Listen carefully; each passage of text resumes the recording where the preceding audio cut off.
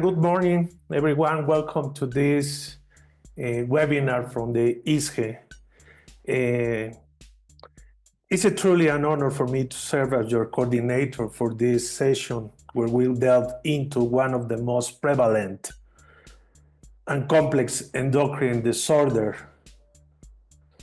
affecting women today. PCOS not only present diagnostic and therapeutic challenges, but also opens the door to important research and clinical innovation.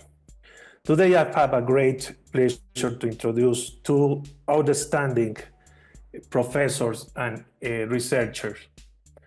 First, is a pleasure present for me to Professor Terhi Piltonen, who talks about hormonal contraceptive in the management of PCOS.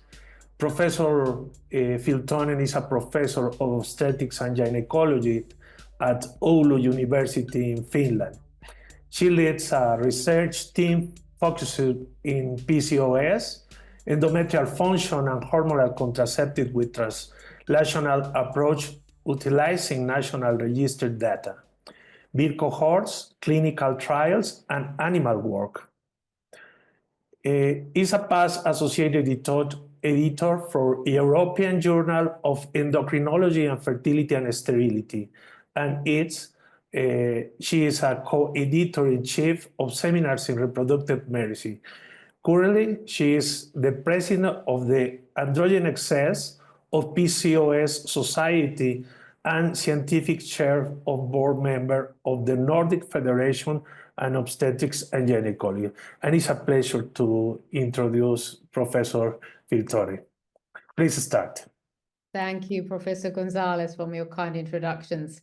I'll share my screen and so that we can get going. So let's talk about hormonal contraception in PCOS. This is a very timely and very important topic, and I'm hoping that many of you online will have some tools after these discussions or this presentation on your clinical work or your science, etc. So these are my conflict of interests. I have been having pleasure to work with several pharmaceutical companies and participating in some of the clinical trials, but we've also conducted most of our contraceptive trials. They have been investigator-initiated trials, and in that way we've been able to, of course, answer some of the questions that we have been personally very interested in looking into. And as stated, I have some of these affiliations to some societies and journals. So this is why we are here today. PCOS is the most common endocrinopathy in women and affects about 1 out of 8. And it looks like that in our birth cohort in Finland, it looks like that it affects 1 out of 6. And I really introduce you to, or encourage you to look at our last and latest polycystic ovarian syndrome review in Nature Reviews, steered by Elizabeth Steiner-Victorin and other really people that are very well known in the field of PCOS. So PCOS pathogenesis is quite complex, as we all know. It's very heritable as well. About 50 to 70% of the cases can have link in their families. There are genetic and epigenetic components, and if you look at the polygenic risk scores that will now gather from all these genes of interest that are now with the latest international PCOS consortia, there are about 30 of them. If you look at them, you will also actually find a polygenic risk scores that can find men with the very high metabolic morbidity. So actually it does look like that it's beyond females as well. And the core of the syndrome seems to be lying in the very early life stages where the fetus is exposed probably to androgens with some mechanism, and Paolo Jacopini has done a great work also assessing the role of AMH on early androgenization and further on the development of PCOS phenotype. So we are talking here a very common, probably genetic and epigenetic and environmental factors that are launching this common syndrome. Now, the diagnosis, I think many of you that are online, you already know how PCOS is diagnosed, but let's just go very quickly through it. So, of course, you will need a tool package with now the 3 different components. Irregular cycles, hyperandrogenism, and polycystic ovarian morphology. And this is the workflow from the last international PCOS guideline that endorsed the Rotterdam criteria, which means that 2 out of 3 of these yellow marked items are present to be able to make the diagnosis. And very simple, the most simplest way is just to do a assessment of clinical hyperandrogenism. This means hirsutism, and then also ask if the patient has irregular cycles. And if you can already exclude some other common factors that might, for example, cause irregular cycles, you can already now do the diagnosis. Now, if there is only irregular cycles or there is only clinical hyperandrogenism, you then would need to go and do some laboratory testing. And this would mean by testing biochemical hyperandrogenism with the testosterone or free androgen index, or then you could also do AMH evaluation from the serum to be able to detect whether there is polycystic ovarian morphology. If there is an ultrasound available, of course, then you might also ask for an ultrasound evaluation of the ovary. Now, what is very important is that for the young adolescents, about 8 years after menarche, you should not use the ovarian morphology. The last bit of the diagnosis, you should not use it, because these young girls, they will have very many follicles in their ovaries and high AMH, so you might misinterpret their irregular cycles for polycystic ovary syndrome, whereas there could be other reasons behind these irregularities.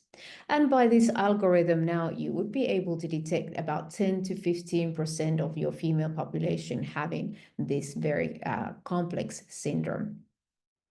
And here is now the adolescent diagnosis recommendations from the international evaluation. So you should definitely use these 2 criteria for adolescents: irregular cycles and hyperandrogenism. And if they only have 1 diagnostic criteria, you could already say, especially if there is hyperandrogenism involved, say that they could be at risk for developing PCOS, and you should maybe consider reassessing them further when they grow a little bit older. Now, PCOS is also changing over time. This is an excellent work from Blaven's group showing that the PCOS phenotype is actually changing over time. So now from irregular cycles, you can see that the phenotype A, this includes all of these 3 criteria. So by the time of 50 or actually even 40, you can see that there is much less women that would fulfill all the criteria of PCOS. And this is very natural because the ovary will now lose its follicles and also some of this androgen production. So many of these traits, and I think the most common trait that will now abolish is the irregular cycles. And this is an already work from Elting from 2000 showing that by aging, the women will now gain more regular cycles. And this starts occurring about the age of 35. And because of that, there will now be also more regular ovulations. And in that way, also, there might be now need for contraception, especially if the women do not wish to get pregnant. Now, this is just to show that these are probably the most common symptoms, what we see when we are treating the women, at least me, when I'm working in the gynecological polyclinic or infertility setting: infertility, hirsutism, obesity, irregular cycles. These are the most common outcomes what I see for my patients. But actually, if you look at a little bit further, and we have published on this, that there is actually many more morbidities that the PCOS is affecting. So I think we have to remember that it's not only a reproductive problem or irregular cycle problem, but it's actually a much wider problem, health issue, where it has also these metabolic components, but also some of these psychological items that we should be aware of. And lately there have been more and more data on the pregnancy complications that are present also in PCOS pregnancies. We actually had a lovely PhD student, which is a young colleague, a doctor who made her PhD about comorbidity risk in PCOS. And with this birth cohort, you have to remember that these women are not selected from anywhere. They are born in the northern Finland area, and they are not even aware that we are studying PCOS. So there were thousands of questions, and why they are here. They were born in 1966, so that's why they have been chosen in this birth cohort. And we have, without them knowing, we have been establishing their diagnosis by different questionnaires and hormonal markers, measurements from the serum.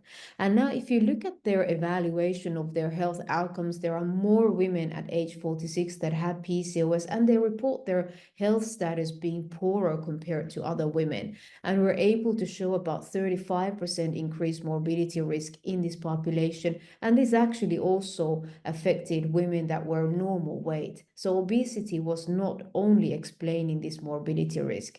And in the last figure, you can see that there is also increased risk for diseases and medication usage among these females. Now, if we go into the daily, in our subject of the day, why do we treat women with PCOS with hormonal contraceptives, and how?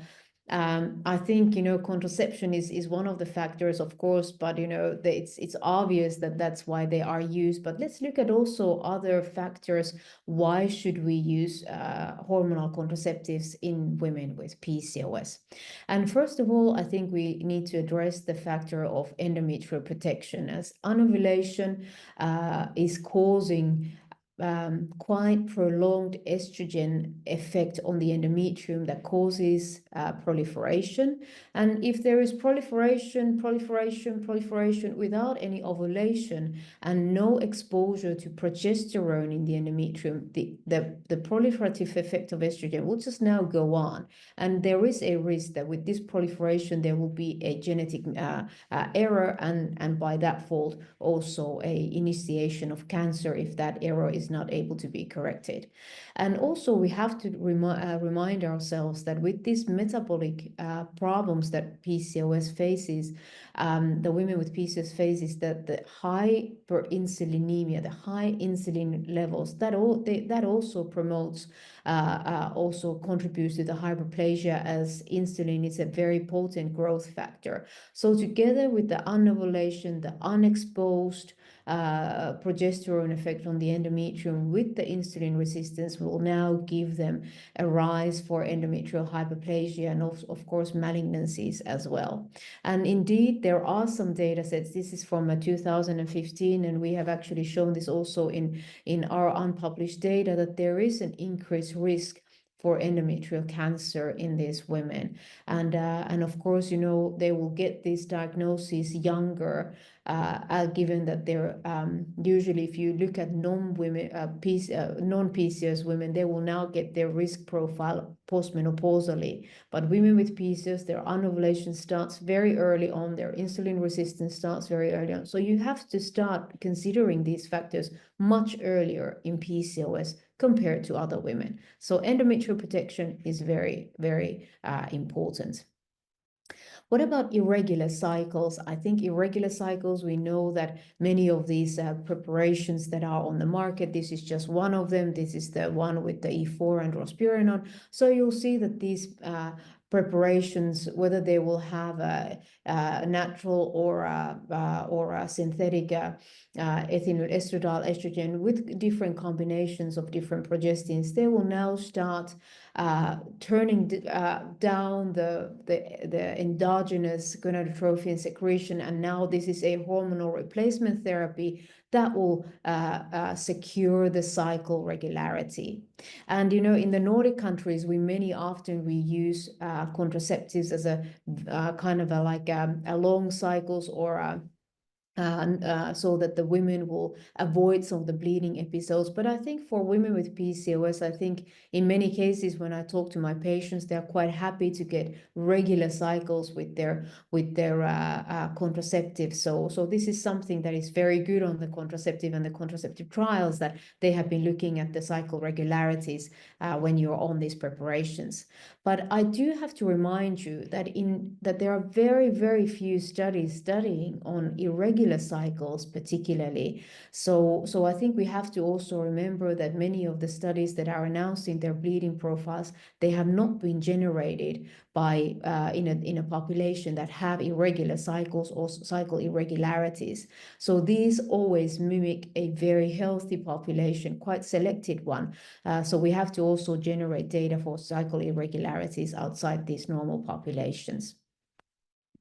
Now, we also know that some of these contraceptives, they also have some mood effects and mood outcomes. And we know from our studies and from other studies that in women with PCOS, there is also mood symptoms and lower quality of life.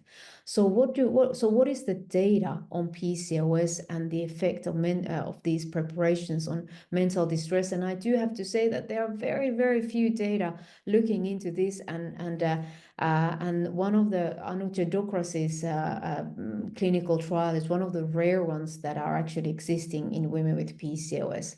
But here on the left, you can now, I've been just putting you some data on the rate of depression and anxiety in women with PCOS, and this is the updated PCOS guideline data from the guideline that was steered by Professor Helena Tiede.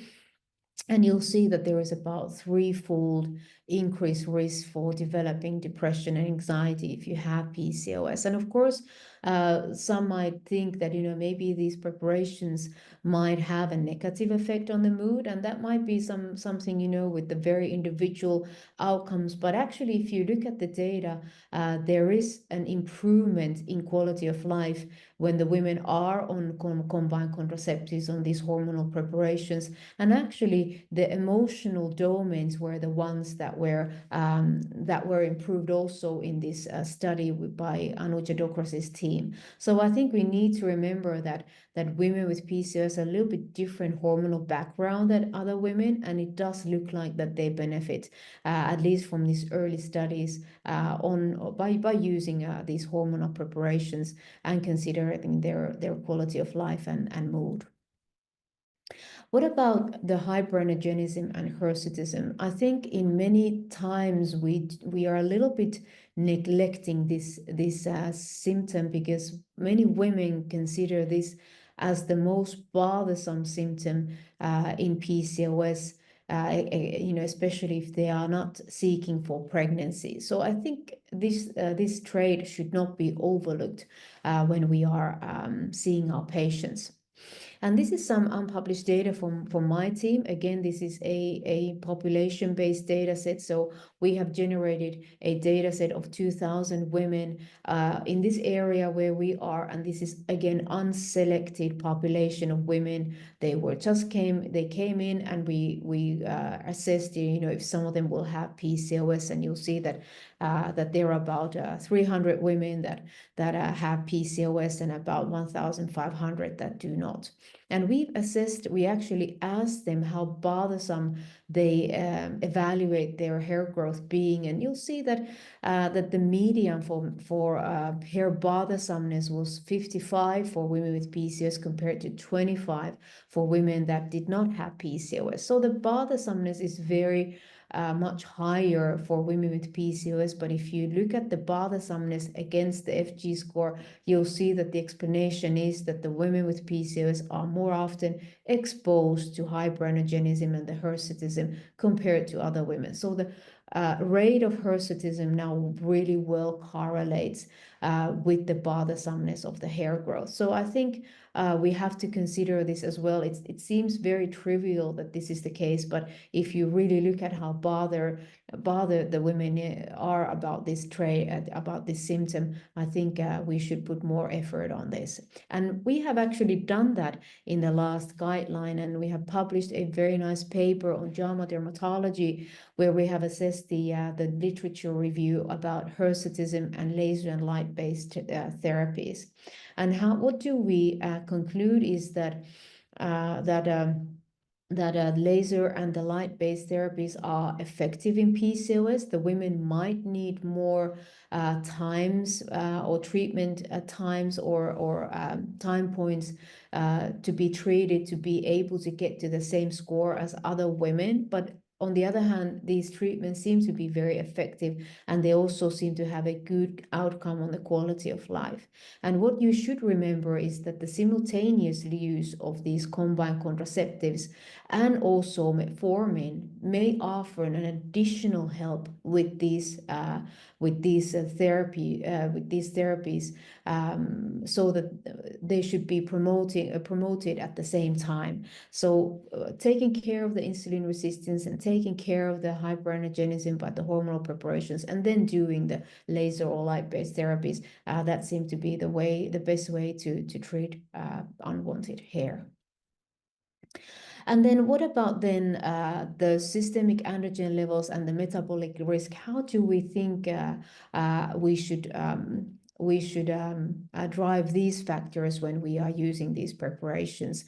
Thinking about that the hyperandrogenism and then the metabolic traits are very common. So do we have any idea, should we treat hyperandrogenism with these preparations? And unfortunately, I do have to say that we have no major data. There is a Dorte Klinborg who is from Denmark, Odense. So she has made some studies about the cardiovascular outcomes and whether there are beneficial effects of OCPs. And at least in their studies, it does look like that there might be some benefit, but the data is quite difficult to interpret because there are the hyperandrogenic phenotype that we treat more often with these symptoms. And the hyperandrogenic phenotype is important, as I will come now here in this slide.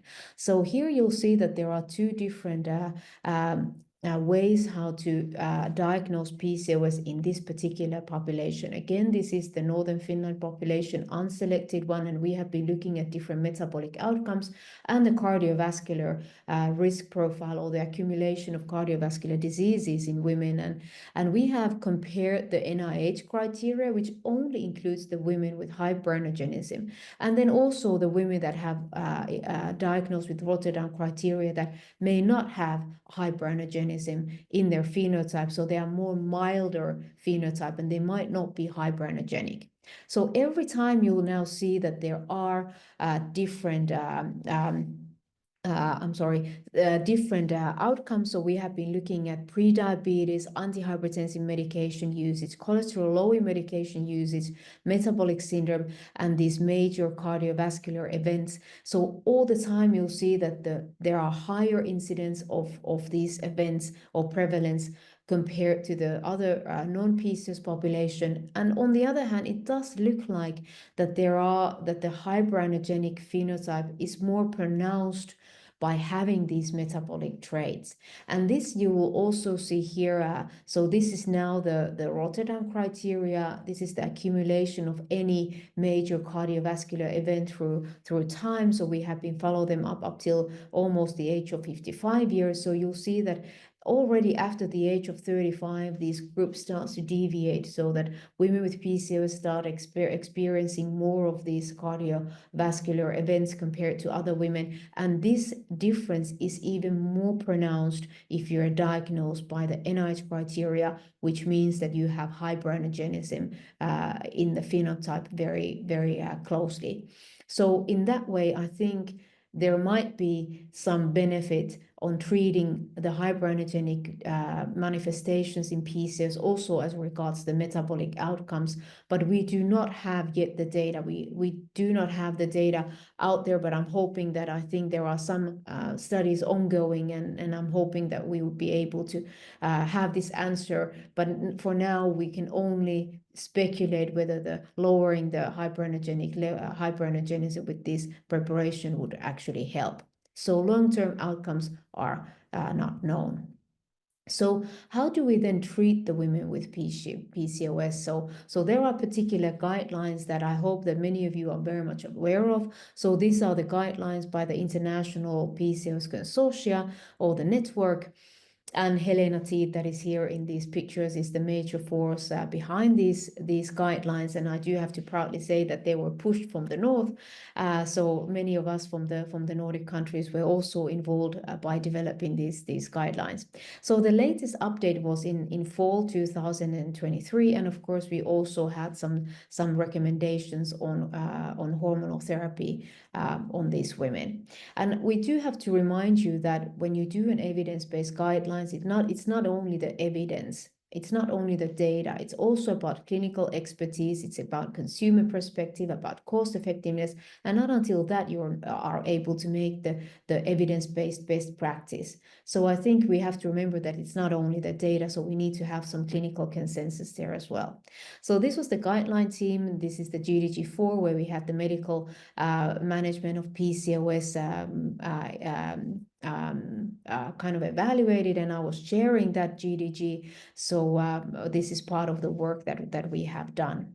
So this is Maria Forslund and Johanna Melin, a Nordic colleagues that have been working with Helena Teed, and they have been really looking into the different kinds of oral contraceptives in polycystic ovary syndrome. This is a systematic review and meta-analysis, and unfortunately I do have to say that there are not that many studies on PCOS, and many of this data actually, or the recommendations, I think in a daily life we also need to kind of get the results from non-PCOS studies. But I know that there are some really beautiful studies on their way, and some of them are already under evaluation. So I'm really looking forward to see these data published and contributing to the guideline.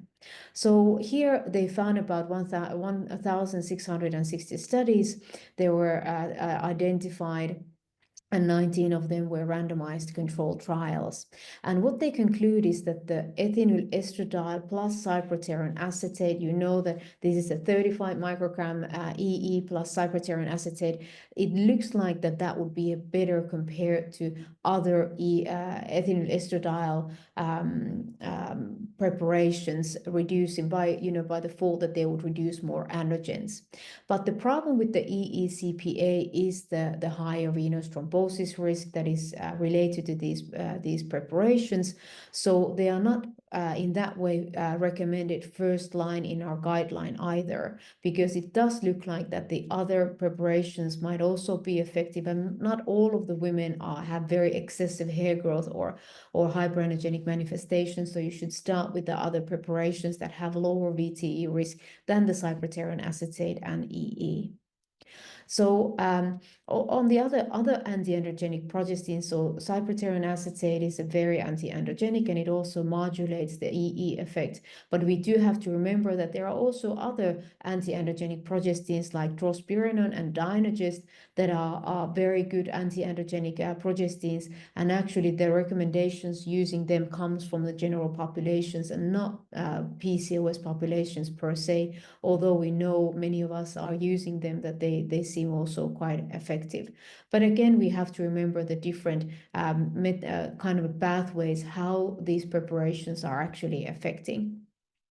Unfortunately, currently there is no data on natural estrogen containing COCs, and I will show you some of the data why my team also, we have been looking into this, and maybe in some cases these preparation could be a very good option also in PCOS.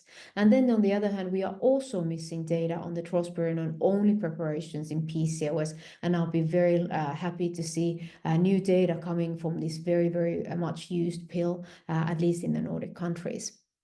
So this is the recommendation algorithm from the guideline, and you'll see that that it goes by stepwise, and here you'll see that the lifestyle, education, non-pharmacological therapy is the first line to treat irregular cycles and hyperandrogenism according to the guideline. And I remember also now remind you that lifestyle advice is given or should be given regardless of the BMI. But of course, we have to be very sensitive in our talk so that we would not promote weight stigma. So the next step now is to start then with the COCs if the lifestyle is not effective, and we know that with the very severe or with the acne or a hirsutism, usually we do need some other medications to be also involved. So we recommend to use as you know, the very commonly used 20 to 30 microgram ethinyl estradiol pills here. We do not have recommendation currently on the long-acting 20 microgram EE pill, as it is very, very new. I think in some of your countries you may already have it, but it has entered in Finland, so we do not have recommendation on that, but probably that would fall into the same category here, that could be used as a first line. Of course, natural estrogens could also be considered, but definitely we would benefit from some data on these preparations. But metabolic outcomes seem to be very much more beneficial in these preparations compared to the EE preparations. So I think we have to remember that they are also there and could be used. And then I would show you here that the 35 microgram ethinyl estradiol plus cyproterone acetate is not the first line, it's actually second line. And then the recommendations of WHO with the contraindications should be also taken into account. If you are treating hirsutism, at least minimal 6 months should be treated. And then you should also consider other risk factors when you are using these preparations. As many of the women have high BMI, they might also be a little bit higher age with their when they're coming to your clinic, or they might have some other metabolic outcomes that you need to look at the whole picture. Now, all these blue boxes are for combined contraceptives. And in many cases, I get a question, so what about IUDs or progestin-only preparations now when we also have the anti-androgenic progestins available only as a progestin-only pills? Here, the data is very, very poor, or there is non-existing in PCOS, and we hope that there will be more.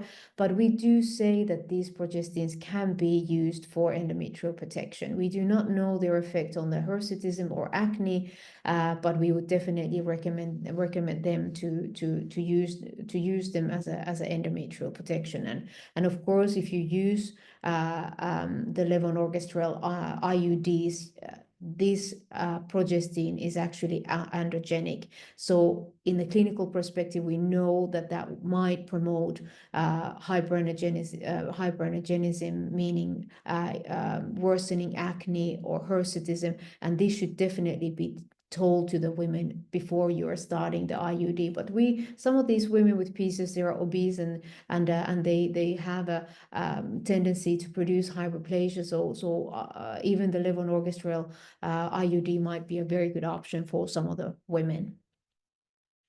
Now, this is the recommendation. I urge you to go and look for it. There are some recommendations here that there is no clinical advance to use higher doses of estrogen, and maybe these long-acting 20 microgram pills could be now the new option to really try to maintain the 20 microgram EE dose if you do not want to turn to natural estrogens.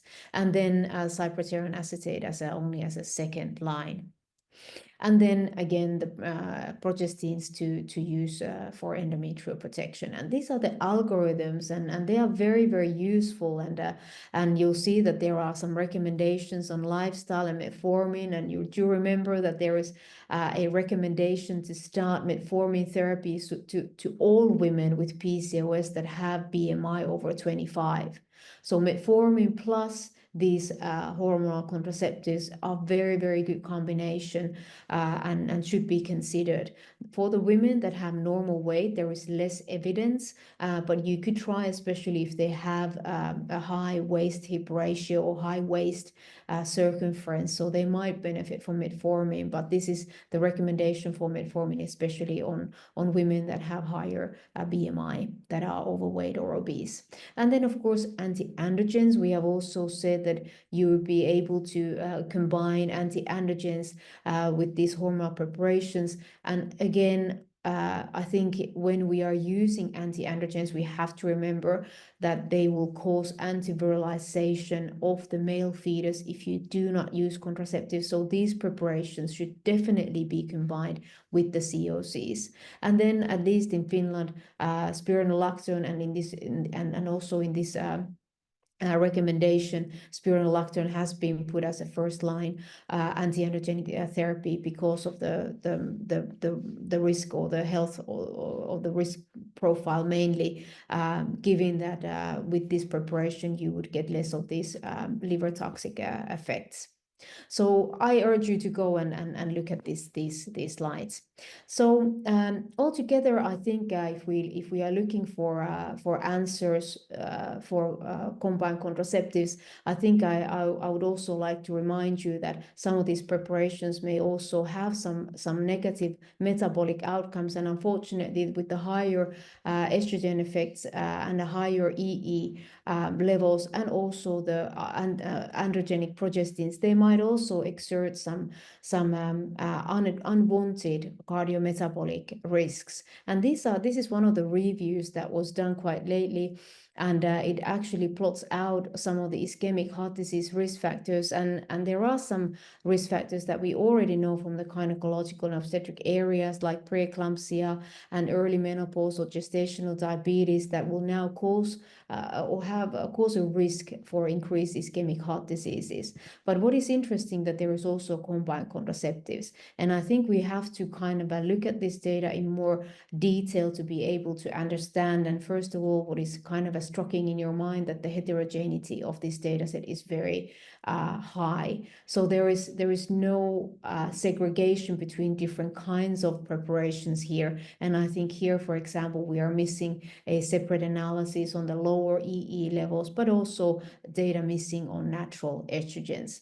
And why we are interested in this, that my team we have been publishing in several papers some of the studies on the natural estrogens, and now have to remind that these are not populations including women with PCOS. This is healthy, normal weight women. But as you'll see, that after 9 weeks continuous use of natural estrogen containing preparations compared to the ethinyl estradiol preparations, there is a clear segregation of women who are using ethinyl estradiol. And if you look at the proteome that is now available after these 9 weeks of use of these preparations, you'll see that the ethinyl estradiol seem to be exerting lots of these thromboembogenic and inflammatory proteins that are also related to higher blood pressure. So some of these changes with the EE seem to be more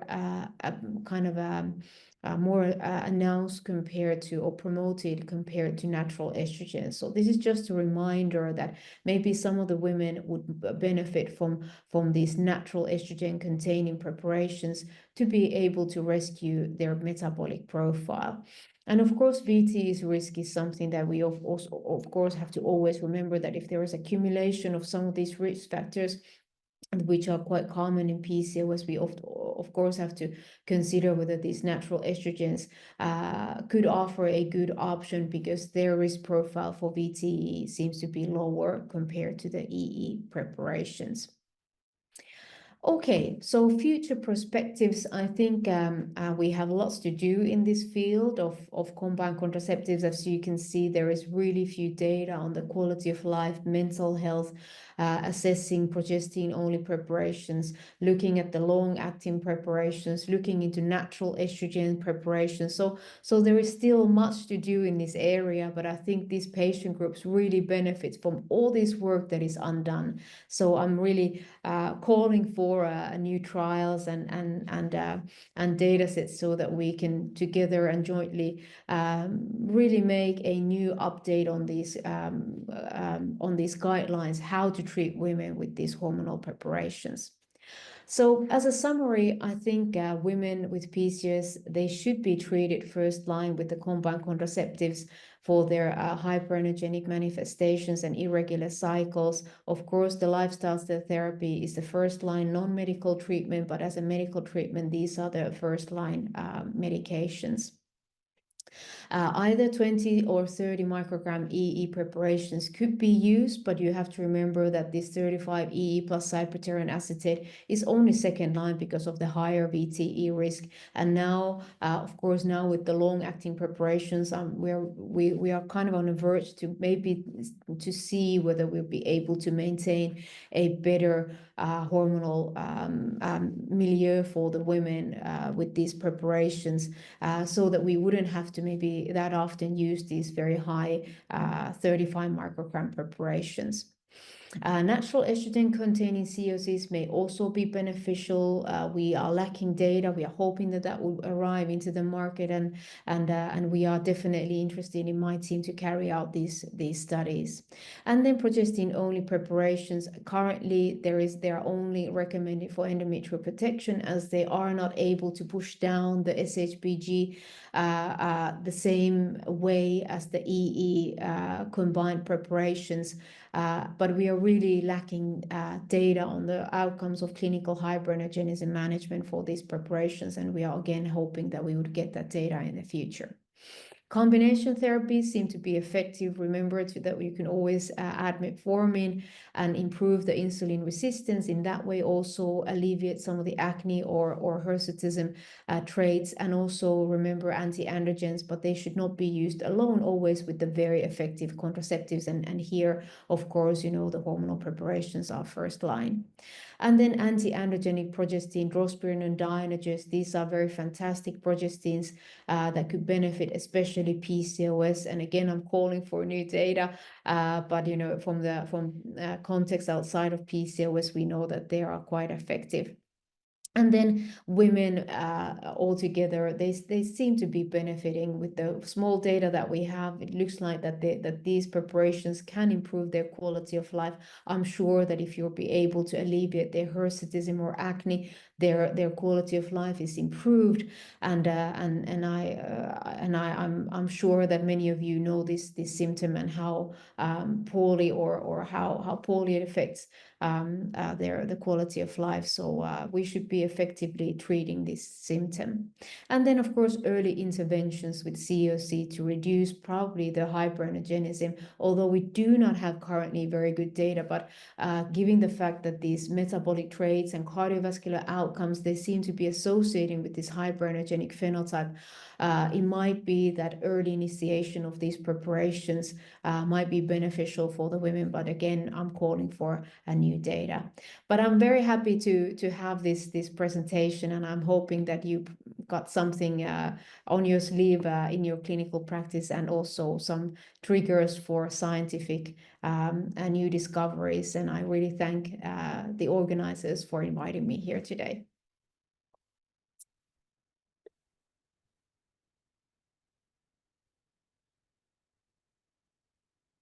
Many thanks, Professor Piltonen. It's a fantastic lecture, and I'm sure that all the attendants probably change some methodologies, treatments in the patients, in the clinical action. Now, I don't know if Professor Berga is now here, but if not, I would like to start with some question for you, Terhi. And my first question is, do women with PCOS suffer? Yeah? Sarah, okay, fantastic. Sorry. So, Okay. Buenos días. Buenos días. It's a pleasure to introduce to you, Sarah. Let me present Professor Sarah Berga.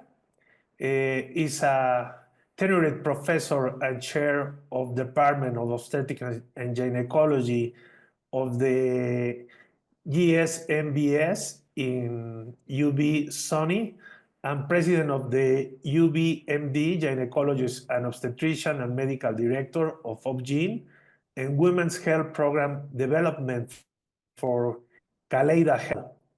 Her research interests includes neuroendocrine mechanisms, mediate stress, induce reproductive compromise, and understanding the impact of sex hormone and stress on brain function using human and molecular models.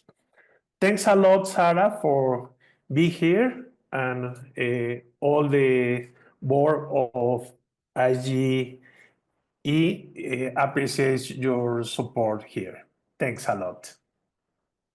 It's great to be here. Thank you, Professor Celis, and thank you to, I was listening to Professor Piltonen. Thank you for your wonderful talk. And my little spot is to talk about critical appraisal of infertility treatments in PCOS. It's not going to be a comprehensive review, but really more a commentary. Now, I've been doing this for a very long time in terms of treating women with PCOS, and I have all sorts of interesting stories of interesting patients. These are my actual disclosures right here. And then I really have spent a lot of time thinking about how to avoid doing IVF in patients with PCOS, but you will see that sometimes that's really difficult to do. So I'm going to focus on mechanisms of actions of various therapeutic agents for ovulation induction in women with PCOS, and delineate the role of OI versus IVF, and discuss how age and AMH can impact treatment choices and risks. So I think we all know this, but just to level set, women with PCOS typically have more eggs and a higher AMH as compared to age-matched ovulatory women. Yet, despite having all these eggs, they don't ovulate regularly. So it's almost as if the eggs are imprisoned. And it's very frustrating to try to get one egg out at a time, which is obviously the goal.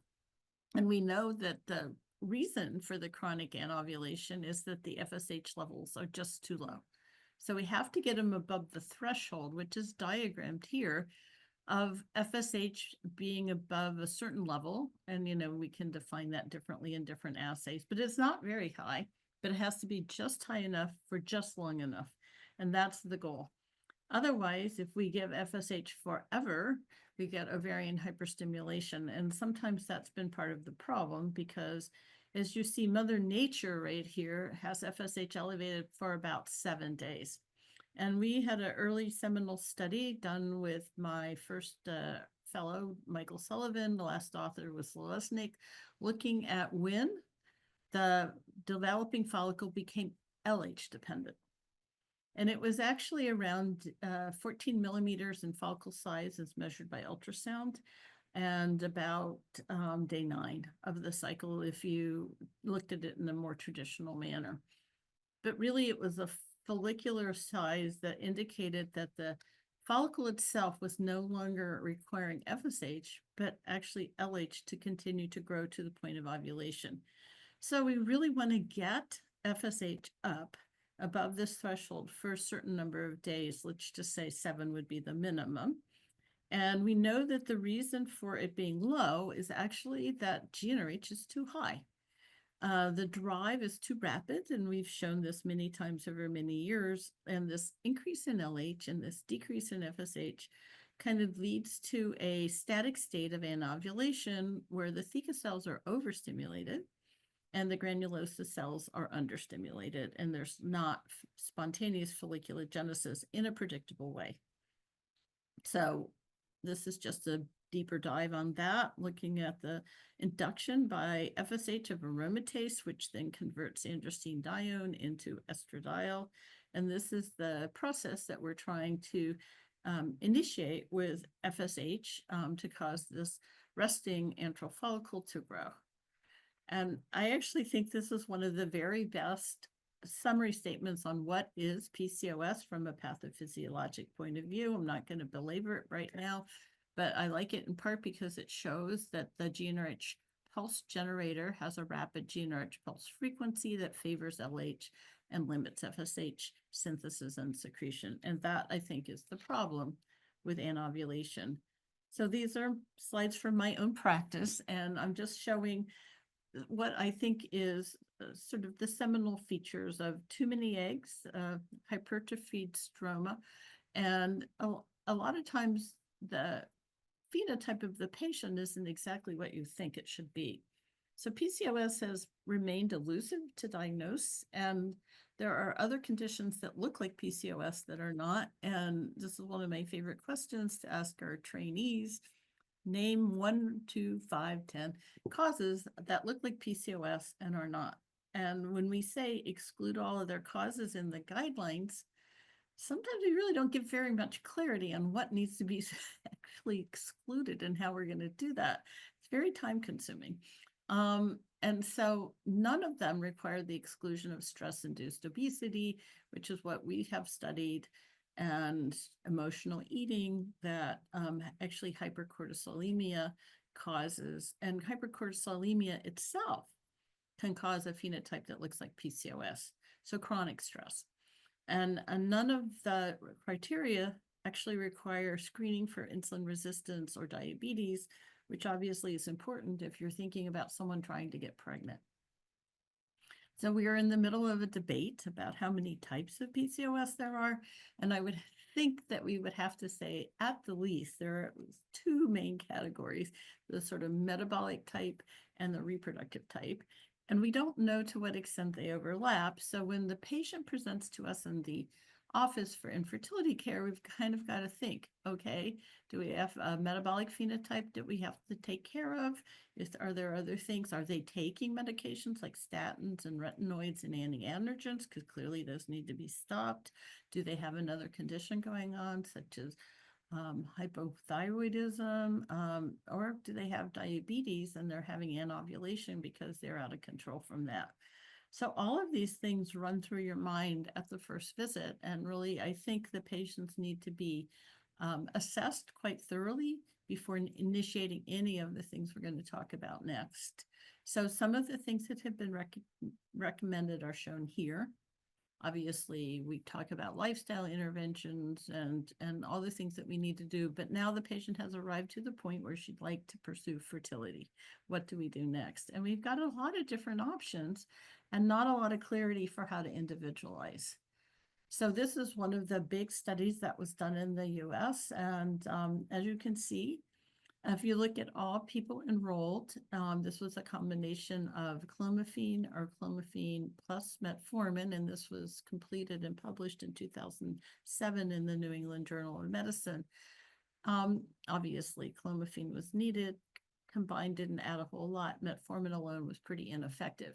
And at the time, this was actually pretty much a breakthrough. People really thought metformin had a huge impact on its own, but it doesn't look like it does, at least from the perspective of fertility.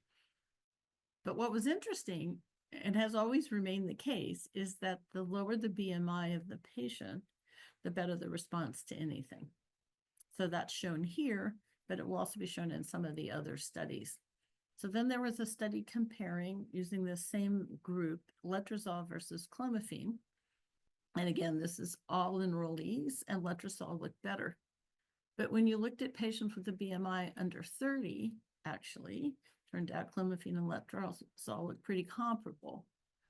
So it was really in the obese, BMI greater than 40, essentially, that there was a bigger benefit of letrozole, BMI over 30, bigger benefit of letrozole, and less so in the thinner patients.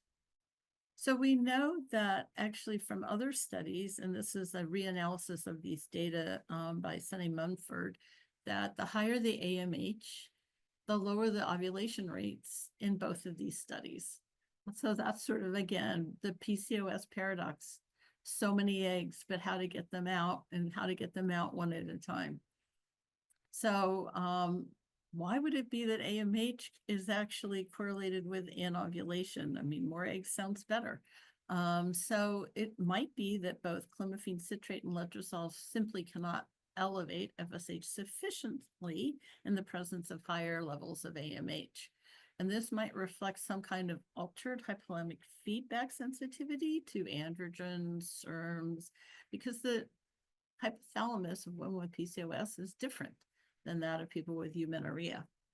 And it could be that stress is actually causing both GnRH to be lower and to also interfering with feedback sensitivity of estradiol.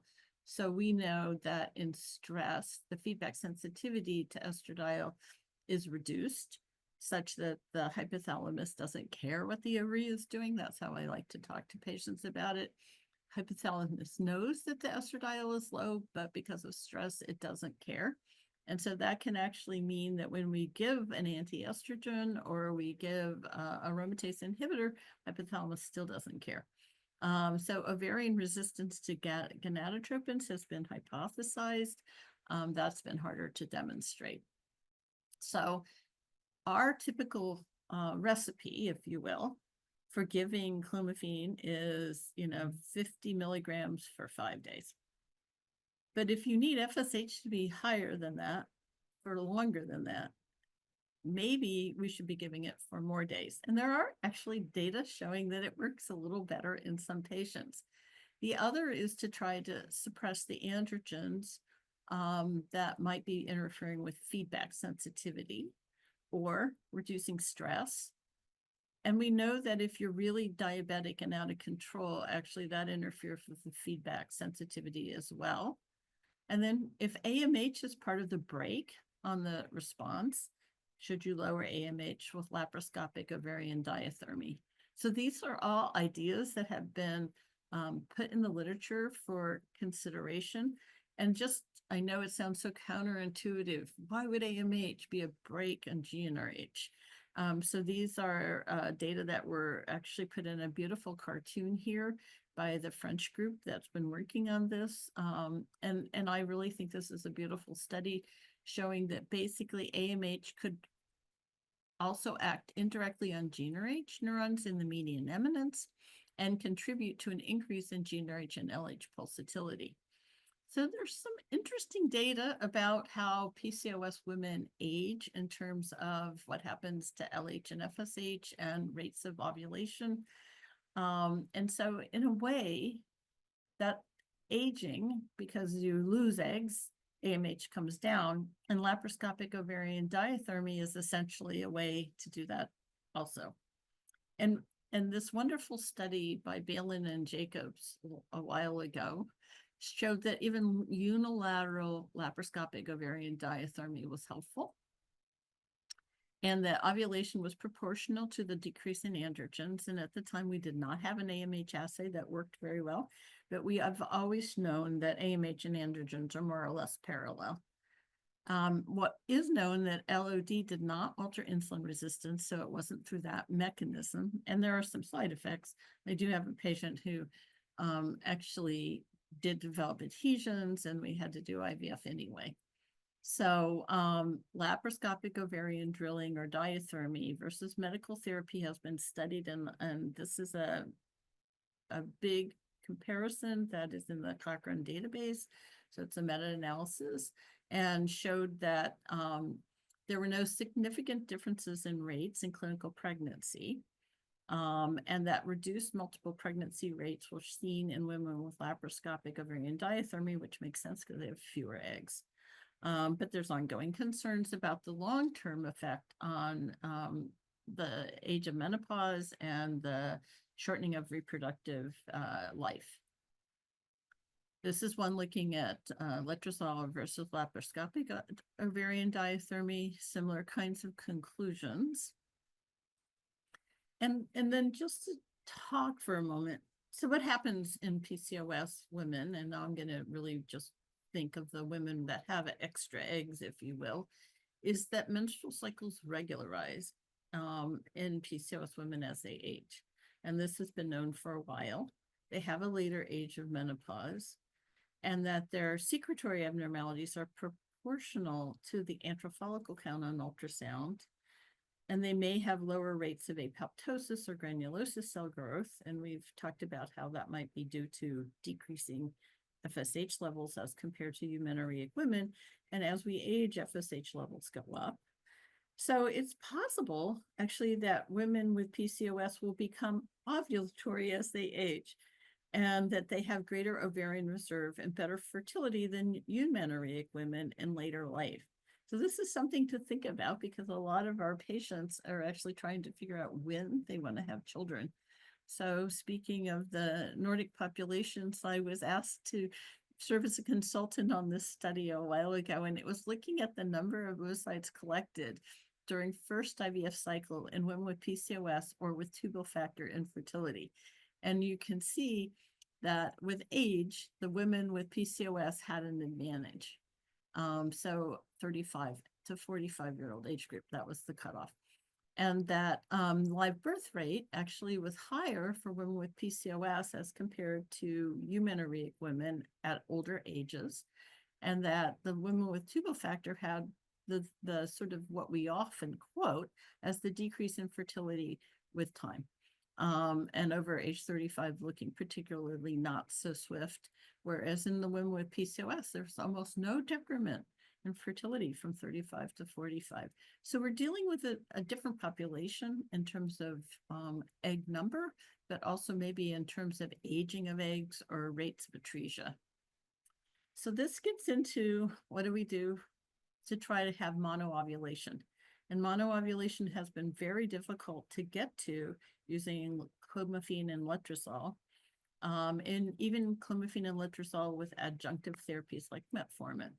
So then a lot of people resort to in vitro fertilization because, one, you can retrieve all the eggs, you can stimulate as many as you need, you actually can try very hard to use a lower dose. I will talk about that in a minute. But at the end of the day, you can have excess egg number and excess ovarian response and still keep the patient safe from ovarian hyperstimulation syndrome, and you can freeze the supernumerary embryos, or you can avoid fresh embryo transfer altogether.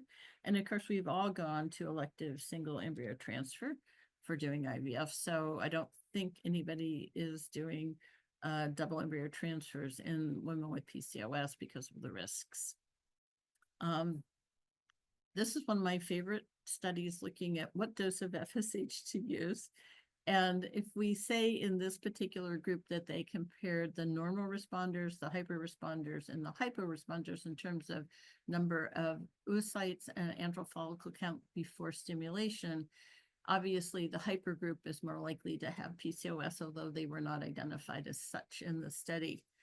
But what they found in these set of studies that were done is that ovarian response to gonadotropin stimulation reflected underlying ovarian reserve more than dose.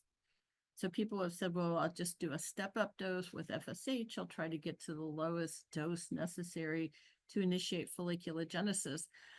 And I think that's exceedingly hard to do and really complicated for staff. So this study suggested not individualizing and then dealing with the consequences later. This is a very brief, high-level review of thinking about PCOS, but I think you have to say there are no easy answers. And you have to have a number of options available. So if at first you do not succeed, you have to try again, but you need maybe to think of modifications. So we also have to ask, are we really dealing with PCOS? Because if you've got a stress-induced phenotype, it might explain why your response isn't actually as predicted. And I think the future is individualization of approach. We need to do genotype-phenotype correlations and understand what kind of PCOS we're dealing with, what are the risk factors that are concomitant that need to be managed.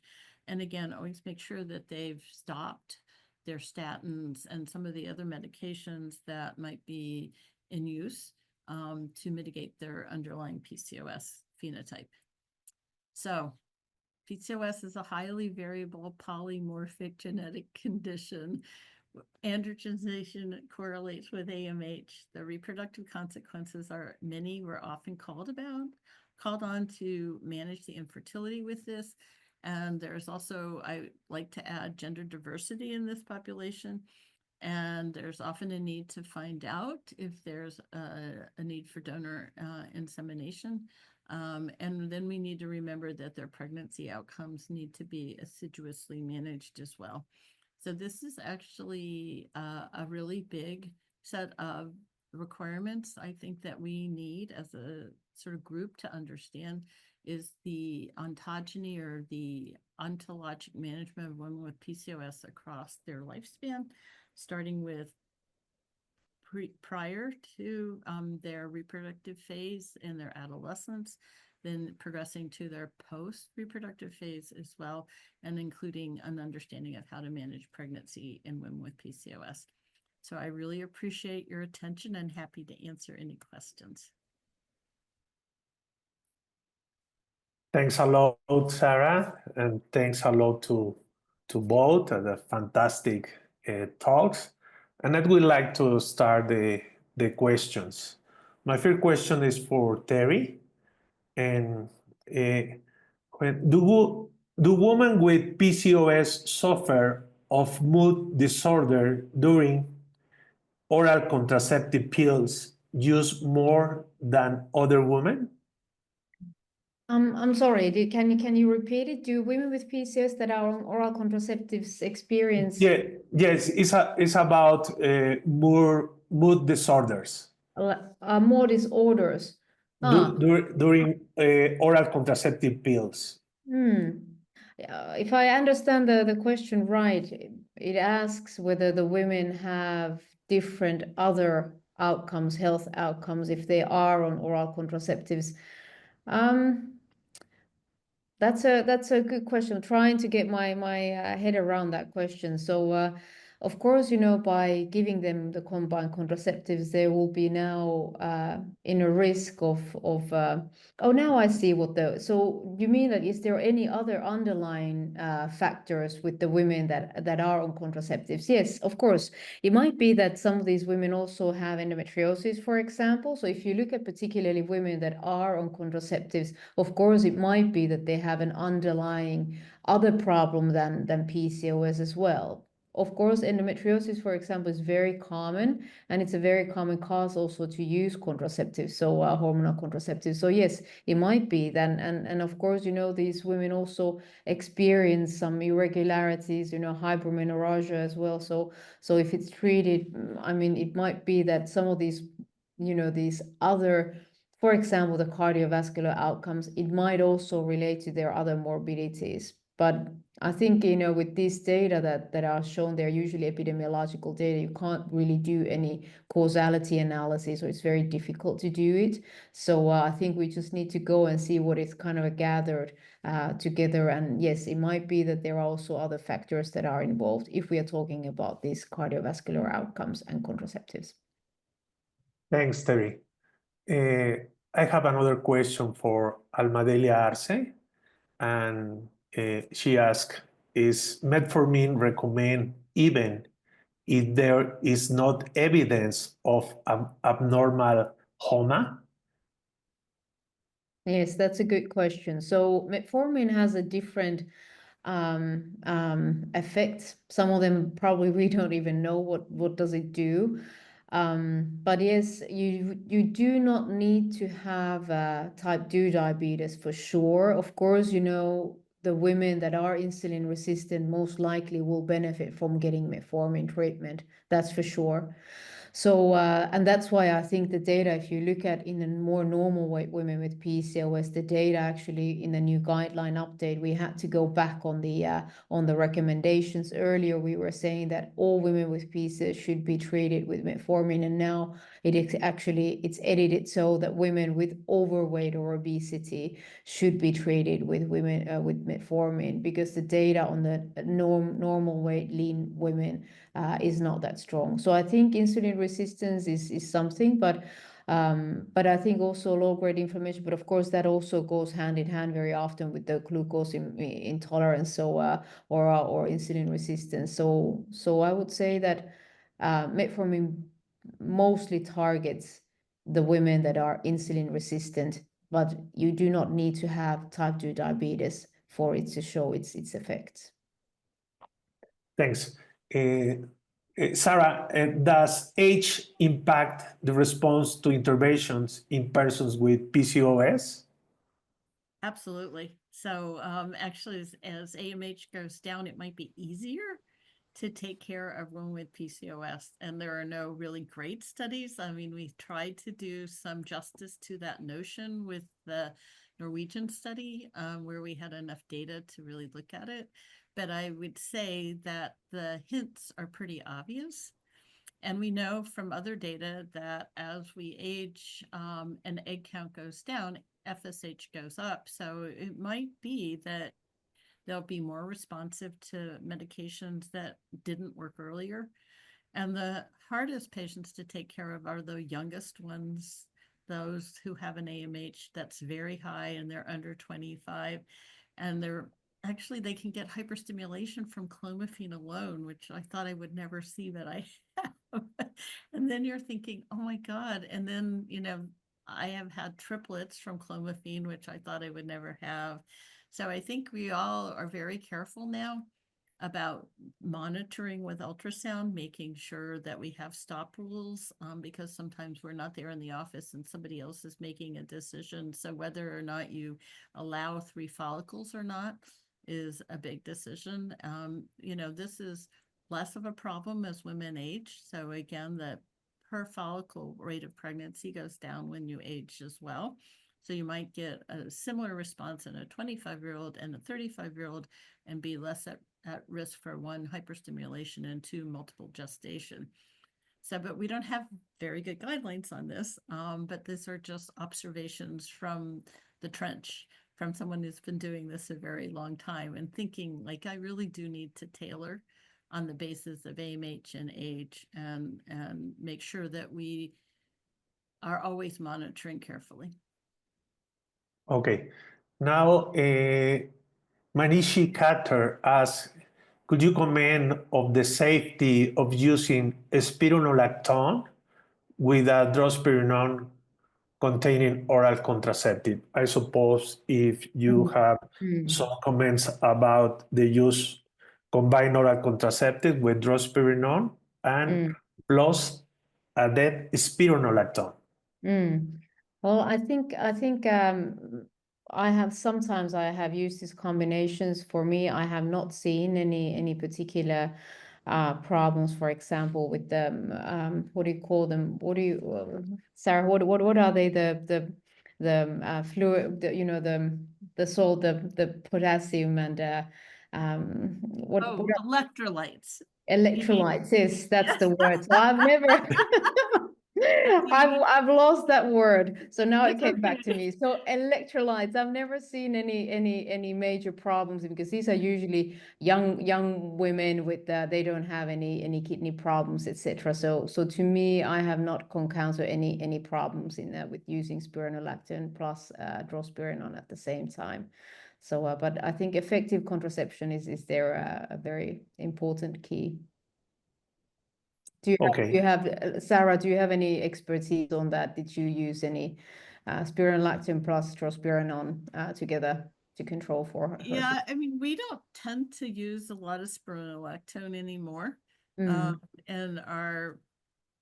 the way that drugs are dispensed in the US, we have to have it's empiric, and that is harder for the patients to get it covered by insurance. Okay.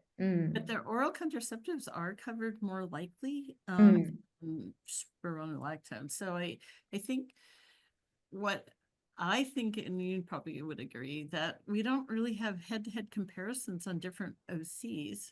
No, they are missing. We don't we infer that it might be better, but we don't really know if there's no. And I'm only commenting on the safety aspect. Yeah, that's true. But, So you think polypharmacy we discourage, right? We don't want to give too much. And so, then the question is is it worth it, right? Because maybe you get the same impact without it. And I guess here you would maybe consider persons who have contraindications for combined contraceptives, and then you would kind of you need to have some contraception, and then of course you would choose a anti-androgenic progestin, so that would be a Dynagest or a spironol or a drospirenone, and then combining it with the anti-androgen. So I guess that would be the treatment modality, and I assume that the person who answered this probably had a patient that was not able to use combined contraceptives. But I do think that there might be a use going forward for GnRH antagonists that are oral in women with PCOS, and then add back. So we haven't really seen, I haven't seen any studies on this, but for patients that I have that have a lot of mood side effects from OCs, I actually have tried to get this drug covered, since the indication is endometriosis and fibroids. It's hard, but that seems like a promising intervention for the future for patients that are. Yeah, hopefully somebody would do this study. Yeah. I think that would be a good way to start.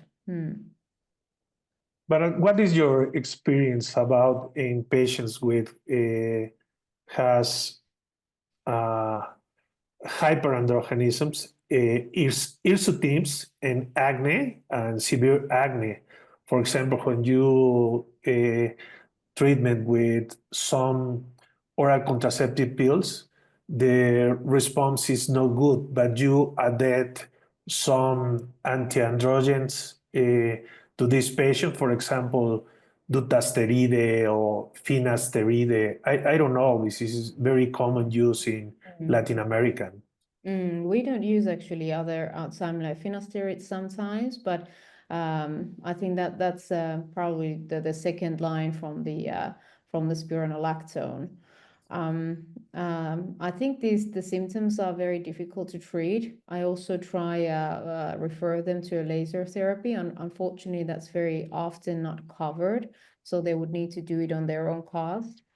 I think also there is quite emerging data that I think we should very effectively try to treat the metabolic side of the syndrome, because you can see how well hand in hand this insulin resistance and the hyperandrogenic clinical manifestations, they go quite well. So I try also to really manage the metabolic part. So quite aggressive. We are using lots of the GLP-1 analogs, and also referring them to bariatric surgery. We are doing metformin, lifestyle, and then trying to, but it's very difficult to treat sometimes these symptoms, and they are very persistent. So I think I don't have any one solution. I think you have to really look one case by case, and what are people willing to do, and what are the women willing to pay also, because some of these medications are quite expensive. So it really depends, and again, it's a very difficult symptom, and I do agree that sometimes it's quite impossible or difficult to manage. Okay, now I would like to ask to both about the use of inositols, because anonymous assistant asked, why didn't you even mention inositol treatment? I would like to listen to both. I mean, I know the studies that were done, and actually there was an FDA application for it, and it got not admitted into our pharmacopoeia on the basis of ineffectiveness. So I don't know how many risks there really are, but it's hard to take any risk if it's ineffective. And so it sounds like a great idea, but is why we have to do clinical trials. And when the clinical trials that were done didn't show much, I think people just abandoned the idea. But I don't know, maybe Professor Piltonen has a different perspective from her angle of the universe. No, unfortunately, I don't have any other angle. I think that's the angle. I know that there is a Uplavin from Rotterdam. I think they have carried out a large trial that will be presented, and I don't think that will bring any good news for inositol. I think it was a little bit early launch for that. I think some of these traits seemed a little bit promising, but if you look at it in a large trials, prospective, well characterized, well randomized trials, I don't see the data. I mean, like that's why it was not promoted either in the guideline. Okay. Our friend from Ecuador, Gabriela Ayala, asked about the risk of oral contraceptive pills and breast cancer. And the specific question is, how much time of use of hormonal contraceptives do you recommend, especially for them in this topic? Well, I guess depends on your risk factors. I think there is if you look at the BRCA1, if you look at these genetic risks, I think you need to talk with the patient and inform that their underlying genetic risk is so high that it doesn't really, by the use of hormonal contraceptives, they really do not have significant risk compared to their underlying risk. But this should be discussed, of course, with the patients. But we have in our national guidelines, we have promoted that the ones that with the genetic risk, they should be also considered for hormonal contraception, because on the other hand, this is part of their quality of life and they're managing their family planning. But on the other hand, if you have other risk factors for breast cancer, I think the women could be counseled that that they do seem to have a somewhat a little bit higher risk. I think it's less than 10% in a use of more than 10 years, so it's quite small increased risk. It is there, but it's small. But I think if you look at altogether the risk for breast cancer and alcohol consumption, obesity, some other risk factors, I think by using hormonal contraceptives, it's relatively low. So I would not consider that as a major issue, especially if they would be benefiting it other way as well, if they have heavy menstrual bleeding or dysmenorrhea, etc. So I think you again would need to look at the whole picture and really discuss. But of course, people should be aware that there is a small risk, increased risk for breast cancer. But on the other hand, the endometrial cancer risk will go down. Also, the bowel cancer will go down. So there are other benefits regarding cancer. So it's not only increasing the risk, it's also decreasing some of these very common, that are even more common cancers than ovarian cancer, namely endometrial cancer and colon cancer. Thanks, Terhi. Sarah, does obesity impact response to intervention in persons with PCOS? Yeah, I mean, we forget that obesity is just not a peripheral manifestation, right? It's not just fat on the inside of the abdomen or fat underneath the skin layer. It is actually affecting the hypothalamus. So all the medicines that we're talking about actually require some kind of hypothalamic participation. And so when you're obese, it doesn't necessarily say that you have PCOS. It doesn't necessarily say that you have diabetes. It could be that you have stress-induced overeating, you have obesity, and your hypothalamus is impacted in that way. So it's not an easy way to categorize someone just on BMI alone. You really have to know the kind of obesity they have. And that I think has been a shortcoming of all the trials, but you need to have numbers. So, but when they did the PCOS studies, they showed that response to any of the interventions was reduced in obese women. Then we have tried to look at the IVF database to see like if there's a big problem if we make very obese women pregnant in terms of risk, and it's not. So it could be that obesity is not so terrible, really, except in the women with PCOS who have hyperinsulinemia or get gestational diabetes or that sort of thing. So obesity affects most infertility therapies, might affect women with PCOS more severely.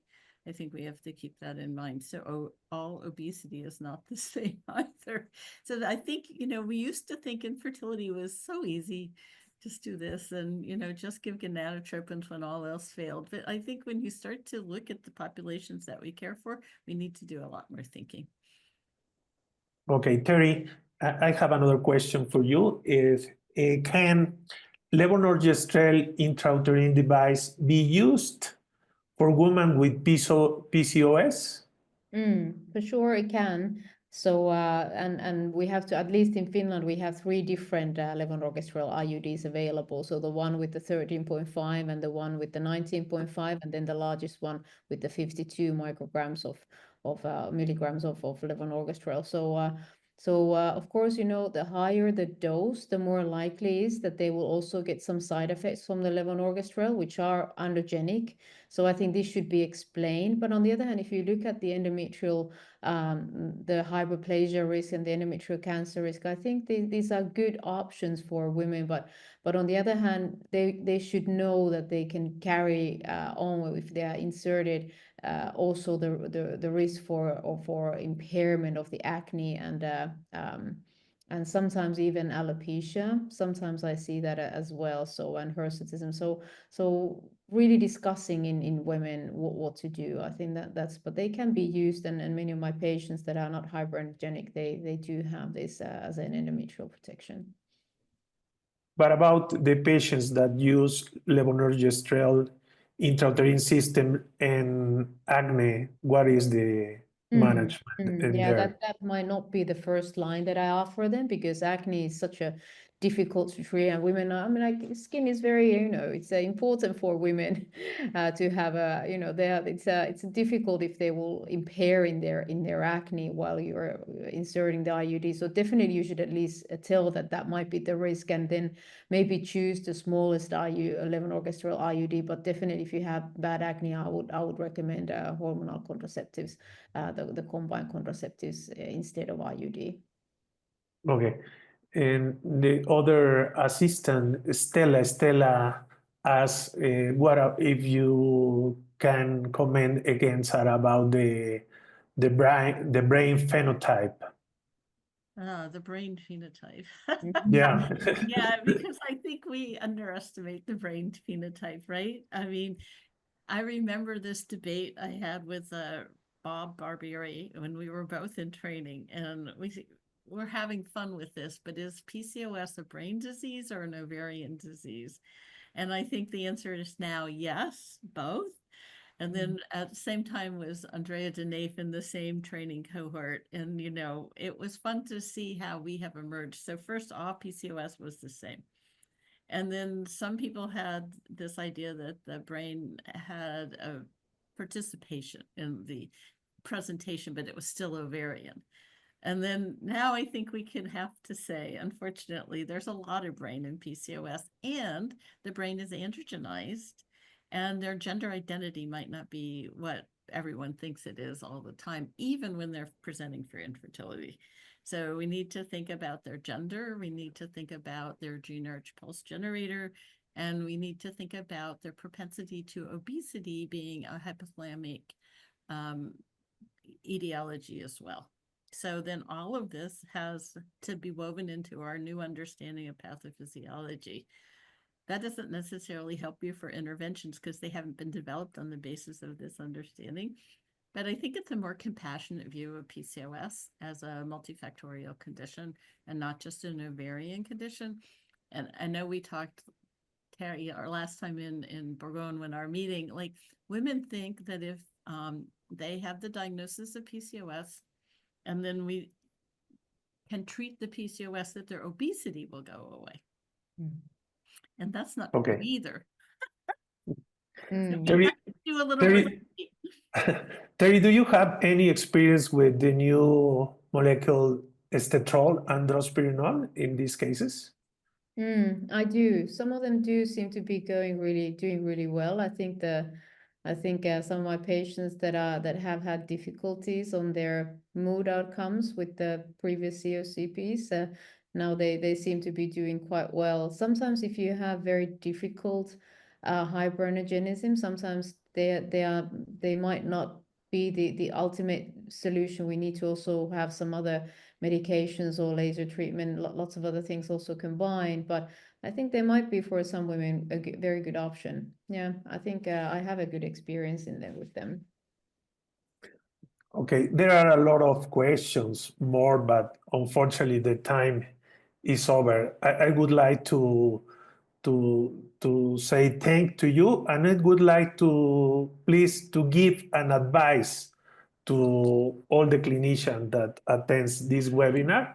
First, Sarah, your advice about your topic, how to select 2 or 3 comments, I don't know.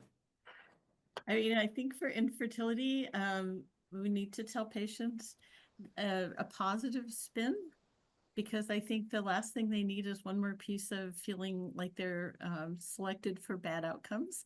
So I like to tell them that they are lucky, that they have lots of eggs, and now we will try to figure how to get them out in a safe way so that they can have the children that they want. Thanks. Terhi, please. So I think if you are treating hyperandrogenism in women with PCOS, first of all, I think we need to really take it seriously if people complain about their skin or their hair manifestations. I think it's very important that we hear what the women are saying. And then on the other hand, I think we have several different options. The EE with the cypertern acetate may not be the first line. I think there are many good options before that. And also thinking about that we need to treat these women for very, very long time. So thinking about the whole picture and thinking how to do it safely, etc. But I think a kind of individualized assessments and treatment modalities, I think that's what's called for. Okay. Thanks to both for your fantastic talks. In behalf of the ISGE, we appreciate your support. And I would like to show the next webinars and events for all the attendance.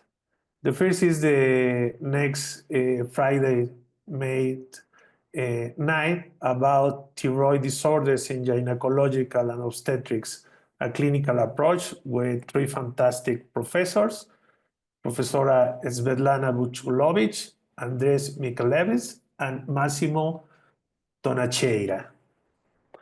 And don't forget our next 14 years about the gynecological endocrinology meeting will be held in Rome, Italy, next March 4 to 6, 2026.